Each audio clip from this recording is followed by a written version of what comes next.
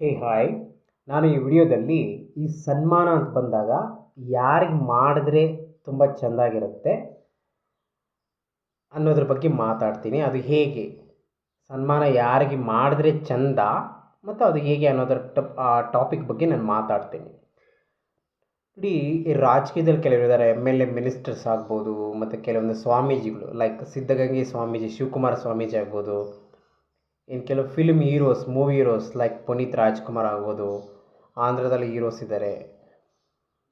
So ಅವರು ಸುಮಾರು ಜನಕ್ಕೆ, ಒಬ್ರಿಗಲ್ಲ ಇಬ್ಬರಿಗೆ, ಸುಮಾರು ಜನಕ್ಕೆ, ಬಡವ್ರಿಗೆ, ಅನಾಥರಿಗೆ, ವೃದ್ಧರಿಗೆ 1,000-2,000 ಅಲ್ಲ, ಎಷ್ಟು ಲಕ್ಷಗಳು, ಕೋಟ್ಯಾಂತರ ದಾನ ಧರ್ಮ ಮಾಡಿದ್ದಾರೆ, ಸಹಾಯ ಮಾಡಿದ್ದಾರೆ. ನೋಡಿ, ಅಂಥವ್ರಿಗೆ ಸನ್ಮಾನ ಮಾಡಿದ್ರೆ ತುಂಬ ಚೆನ್ನಾಗಿರುತ್ತೆ, ಎಲ್ಲರಿಗೂ ಸಂತೋಷ. ಇವನ್ನ ಬಿಟ್ಟು ಬೇರೆ ಯಾರೇ ಆಗ್ಬೋದು, ನನಗೆ ಗೊತ್ತಿರೋ ಪ್ರಕಾರ ಸನ್ಮಾನ ಮಾಡ್ಬೋದು, ಇಲ್ಲ ಬಿಡ್ಬೋದು. ಅಂದರೆ ಸನ್ಮಾನ ಮಾಡಬಾರ್ದು ಅಂತ ನಾನು ಹೇಳಲ್ಲ, ಸನ್ಮಾನ ಮಾಡ್ಬೋದು, ತಪ್ಪೇನಿಲ್ಲ, ಅವ್ರವ್ರ ಇಷ್ಟ.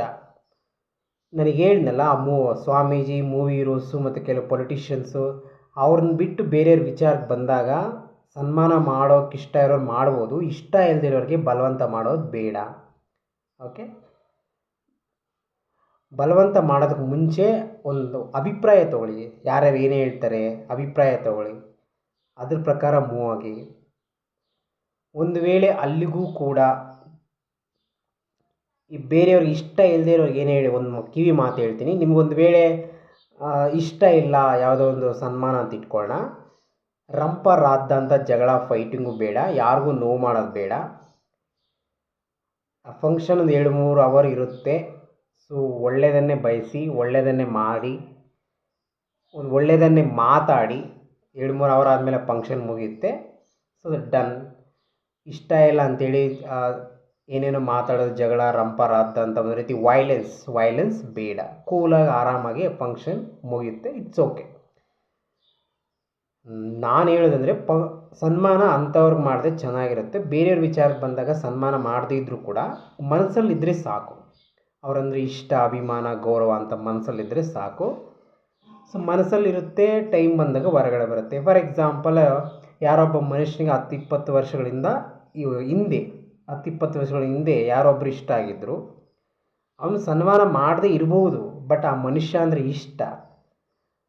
ಫಾರ್ ಎಕ್ಸಾಂಪಲ್, 20 ವರ್ಷಗಳಾದಮೇಲೆ ಇವನು ಒಳ್ಳೆ ಸ್ಟೇಜ್ಗೆ ಹೋದ, ಮನಿ ಎಲ್ಲ ಇದೆ ಅಂತ ಇಟ್ಕೋಣ, ತನಗೆ ಇಷ್ಟ ಆಗಿರೋ ವ್ಯಕ್ತಿಗೆ ಅವನು ಸನ್ಮಾನ ಮಾಡಲಿಲ್ಲ, ಸನ್ಮಾನ ಮಾಡೋಕ್ಕೆ ಇಷ್ಟ ಇಲ್ಲ, ಆದರೆ ಮನಸ್ಸಲ್ಲಿದ್ದಾನೆ ಆ ಮನುಷ್ಯ ಅಂದರೆ ಇಷ್ಟ ಅಂತ. ಸೊ ಟೈಮ್ ಬಂದಾಗ ಹೊರಗಡೆ ಬರುತ್ತೆ. ಏನಾದ್ರು ಸಹಾಯ ಬೇಕಾದರೆ ಮಾಡೋಕ್ಕೆ ರೆಡಿಯಾಗಿರ್ತಾನೆ, ದೇವರಲ್ಲಿ ಬೇಡ್ಕೊಳ್ತಾನೆ ಅವ್ನು ಚೆನ್ನಾಗಿರಬೇಕು ಅಂತ ಅಲ್ವಾ. ಅಷ್ಟಿದ್ರೂ ಸಾಕು, ಸನ್ಮಾನ ಮಾಡದೇ ಇದ್ರೂ ನಡೆಯುತ್ತೆ. ಬಟ್ ಅವ್ರಿಗೆ ಮಾಡಬೇಕು, ಒಳ್ಳೆಯದೇ ಅದು. ಯಾರಿಗೆ ಹೇಳಿ? ಅದೇ Swamiji, movie heroes, politicians. Because ತುಂಬ ಜನಕ್ಕೆ 100-200 ಅಲ್ಲ, ಲಕ್ಷಗಳು, ಕೋಟ್ಯಾಂತರ ದಾನ ಮಾಡಿದ್ದಾರೆ ಬಡವರಿಗೆ, ಅನಾಥರಿಗೆ. ಅಂಥವ್ರಿಗೆ ಸನ್ಮಾನ ಮಾಡಿದ್ರೆ ತುಂಬ ತುಂಬ ಚೆನ್ನಾಗಿರುತ್ತೆ, ಅದು ಒಳ್ಳೆಯದೇ, ನನಗೂ ಕೂಡ ಸಂತೋಷ. ಬೇರೆಯವ್ರ ವಿಚಾರಕ್ಕೆ ಬಂದಾಗ ಸನ್ಮಾನಕ್ಕೆ ಬದಲು ಮನಸ್ಸಲ್ಲಿ ಇಟ್ಕೊಳ್ಳಿ ಸಾಕು, ಅವರಂದರೆ ಇಷ್ಟ, ಅಭಿಮಾನ, ಗೌರವ ಅನ್ನೋದು. ಅವ್ರಿಗೇನಾದ್ರು ಸಹಾಯ ಬೇಕಾದರೆ ಮುಂದೊಂದು ದಿವಸ ಮಾಡಿ, ಅಷ್ಟಿದ್ದರೆ ಸಾಕು ಬೇರೆಯವ್ರ ವಿಚಾರಕ್ಕೆ ಬಂದಾಗ.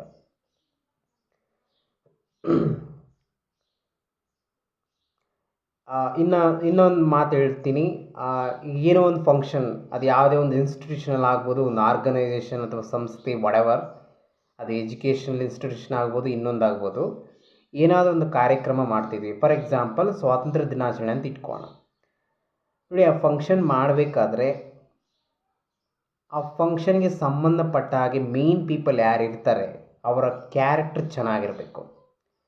ಕ್ಯಾರೆಕ್ಟರ್ ಚೆನ್ನಾಗಿಲ್ಲ ಅಂದ್ರೆ ಏನಾಗುತ್ತೆ ಅಂದರೆ ಯಾರಿಗೂ ಇಷ್ಟ ಇರಲ್ಲ, ಬಲವಂತದಿಂದ ಕೂತ್ಕೊತಾರೆ, ಏನೋ ಒಂಥರ ಚೆನ್ನಾಗಿರಲ್ಲ, ಫಂಕ್ಷನ್ನೇ ಯಾರಿಗೂ ಇಷ್ಟ ಇರಲ್ಲ. ಬಿಕಾಸ್ ಮೇನ್ ಪೀಪಲ್ ಕ್ಯಾರೆಕ್ಟರ್ ಚೆನ್ನಾಗಿಲ್ಲ. ಸೊ ಫಸ್ಟ್ ಏನೇ ಫಂಕ್ಷನ್ ಮಾಡಿದ್ರು ಕೂಡ ಆ ಫಂಕ್ಷನ್ಗೆ ಸಂಬಂಧಪಟ್ಟ ಮೇನ್ ಪೀಪಲ್ ಏನಿದ್ದಾರೆ ಅವರಲ್ಲಿ ಒಳ್ಳೆ ವ್ಯಕ್ತಿತ್ವ ಇರಬೇಕು. ಅವಾಗ ಏನಾಗಿರುತ್ತೆ, ಫಂಕ್ಷನ್ ತುಂಬ ಚೆನ್ನಾಗಿರುತ್ತೆ, ಎಲ್ರಿಗೂ ಇಷ್ಟ ಇರುತ್ತೆ, ಎಲ್ಲರೂ ಸಂತೋಷದಿಂದ ಖುಷಿಯಿಂದ ಕೂತ್ಕೊತಾರೆ ಆ ಫಂಕ್ಷನಲ್ಲಿ. ಕ್ಯಾರೆಕ್ಟರ್ ಸರಿ ಇಲ್ಲ ಅಂದರೆ ಏನೋ ಒಂದು ರೀತಿ ಬಲವಂತದಿಂದ ಏನೋ ಮಾಡಬೇಕು ಬಿಡಬೇಕು, ಈ ಥರ. ಓಕೆ, ಸೊ ಫೈನಲ್ ಸಮ್ಮರಿ, ತುಂಬ ಜನ ಬಡವರಿಗೆ ದಾನ ಧರ್ಮ ಮಾಡಿರ್ತಕ್ಕಂಥ, ಲಕ್ಷಾಂತರ ಕೋಟ್ಯಾಂತರ ದಾನ ಮಾಡಿರ್ತಕ್ಕಂಥ ಮೂವಿ ಹೀರೋಸ್, ಸ್ವಾಮೀಜೀಸ್, ಕೆಲವು ಪೊಲಿಟಿಷಿಯನ್, ಅಂಥವ್ರಿಗೆ ಸನ್ಮಾನ ಮಾಡೋದು ತುಂಬ ಚೆನ್ನಾಗಿರುತ್ತೆ. Very nice. ಅವ್ರನ್ನ ಬಿಟ್ಟು ಬೇರೆಯವ್ರ ವಿಚಾರಕ್ಕೆ ಬಂದಾಗ ಸನ್ಮಾನ ಮಾಡ್ಬೋದು, ಬಿಡ್ಬೋದು. ಸನ್ಮಾನ ಮಾಡದೇ ಇದ್ದರೂ ಕೂಡ ಬೇರೆಯವ್ರ ವಿಚಾರಕ್ಕೆ ಬಂದಾಗ ಮನಸ್ಸಲ್ಲಿ ಇಟ್ಕೊಂಡ್ರೂ ಸಾಕು. ಅವರಂದರೆ ಇಷ್ಟ, ಅಭಿಮಾನ, ಗೌರವ ಅಂತ. ಮುಂದೆ ಅವ್ರಿಗೇನೋ ಸಹಾಯ ಬೇಕಾದ್ರೆ ಮಾಡಿ ಅಷ್ಟು.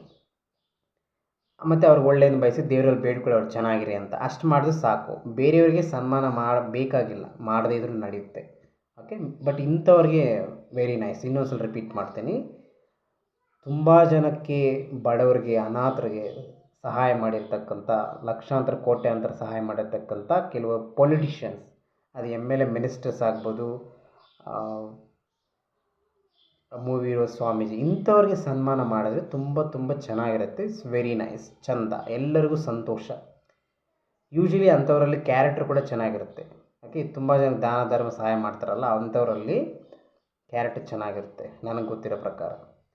ಏನೋ ಒಂದಷ್ಟು ಮನಿ ಮಾಡಿರ್ಬೋದೇನೋ, ಬಟ್ ಇನ್ನೊಬ್ರಿಗೆ ನೋವು ಮಾಡಲ್ಲ, ಇನ್ನೊಬ್ಬರ ಜೀವನಕ್ಕೆ ತೊಂದರೆ ಮಾಡಲ್ಲ ನನಗೆ ಗೊತ್ತಿರೋ ಪ್ರಕಾರ. ಅದು ಪೊಲಿಟಿಷಿಯನ್ಸ್ ಆಗ್ಬೋದು, ಸ್ವಾಮೀಜಿಗಳಾಗ್ಬೋದು, ಮೂವಿ ಹೀರೋಸ್ ಆಗ್ಬೋದು.